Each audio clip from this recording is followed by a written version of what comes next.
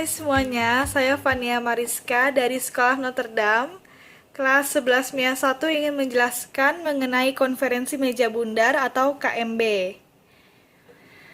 KMB itu adalah sebuah pertemuan yang dilaksanakan pada tanggal 23 Agustus 1949 sampai dengan 2 November 1949 di Den Haag, Belanda.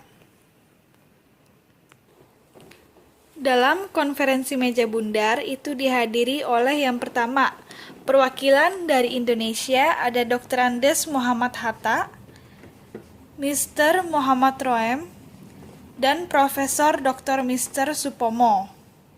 Nah, yang kedua itu perwakilan dari BFO, yaitu Sultan Hamid II dari Pontianak.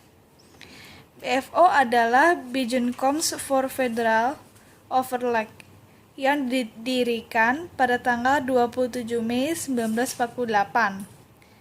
BFO adalah negara bagian yang dibentuk oleh Belanda yang berjumlah 15 negara, di mana Belanda bertujuan untuk membelah Indonesia dengan segala pengaruh-pengaruhnya. Nah, yang ketiga ada perwakilan dari Belanda yaitu Mr. van Marseveen. Dan yang keempat, itu perwakilan dari UNCI, Kritkli. UNCI adalah United Nations Commissions for Indonesia yang didirikan pada tanggal 28 Januari 1949. UNCI adalah badan perdamaian yang menggantikan Komisi 3 Negara. Apa sih latar belakang KMB? Latar belakang terjadinya KMB disebabkan oleh Belanda yang berusaha meredam kemerdekaan Indonesia dengan berbagai tindak kekerasan.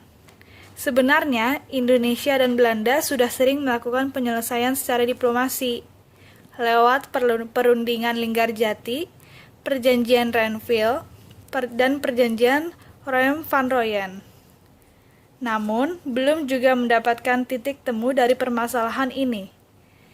Dunia internasional pun berang dengan tindakan Belanda yang sewenang-wenang terhadap Indonesia. Konferensi meja bundar berlangsung lama dan alot. Dua masalah pokok yang sulit dipecahkan dalam konferensi tersebut menyangkut masalah berikut. Yang pertama, masalah Uni Indonesia-Belanda. Indonesia menginginkan uni yang sifatnya hanya kerjasama bebas, sedangkan Belanda menghendaki uni yang bersifat permanen. Dan yang kedua ada hutang Hindia-Belanda. Indonesia mengakui hutang Hindia-Belanda sampai menyerahnya Belanda kepada Jepang. Sedangkan Belanda menghendaki Indonesia mengambil alih semua hutang Hindia-Belanda sampai berlangsungnya konferensi. Nah, tadi kan ada yang disebut-sebut BFO. BFO itu kan bagian yang dibentuk oleh Belanda, yaitu negara bagian yang dibentuk Belanda, atau disebut juga negara boneka. Nah, negara boneka itu terdiri dari 6 negara, yaitu negara Indonesia Timur atau NIT, negara Jawa Timur, negara Madura, negara Pasundan, negara Sumatera Timur atau NST, dan negara Sumatera Selatan.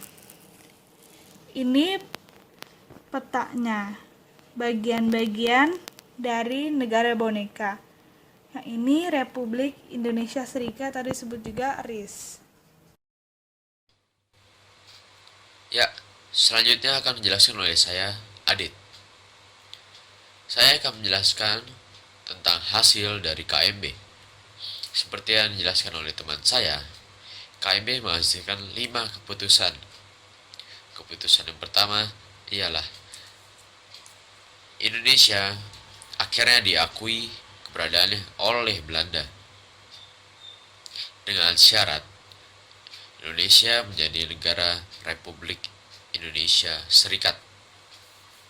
Yang kedua ialah dibentuklah Uni Indonesia Belanda, atau bisa disebut juga dengan pertemanan antara Indonesia dan Belanda.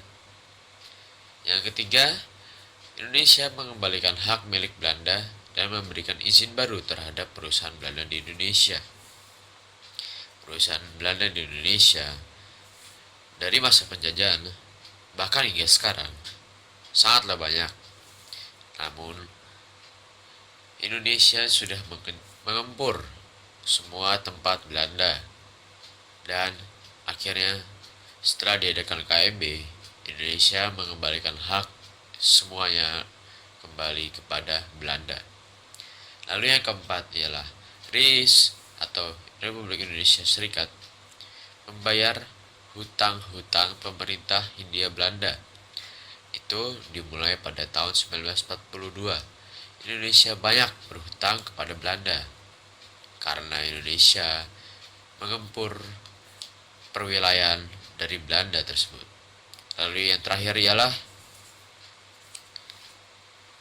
pengakuan Irian Barat oleh Belanda ditunda dengan lama setahun kemudian setelah pengakuan kedaulatan dari pihak Belanda. Dan tentu hasil dari kesepakatan ini menghasilkan beberapa dampak bagi Indonesia. Dampak-dampak tersebut ialah ada dampak positif dan dampak negatif. Dampak positifnya ialah jelas berhentinya perang antara Indonesia dan Belanda dikarenakan nomor satu kesepakatan yang tadi, dan juga diakui Indonesia sebagai sebuah negara oleh Belanda. Sedangkan dampak negatifnya ialah tertundanya penyelesaian masalah Irian Barat yang diselesaikan setahun kemudian setelah pengakuan Belanda kepada Indonesia.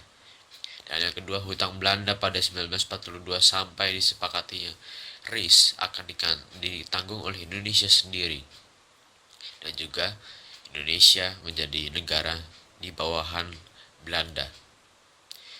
Ya, jadi sekian penjelasan kami dari KMB. Terima kasih.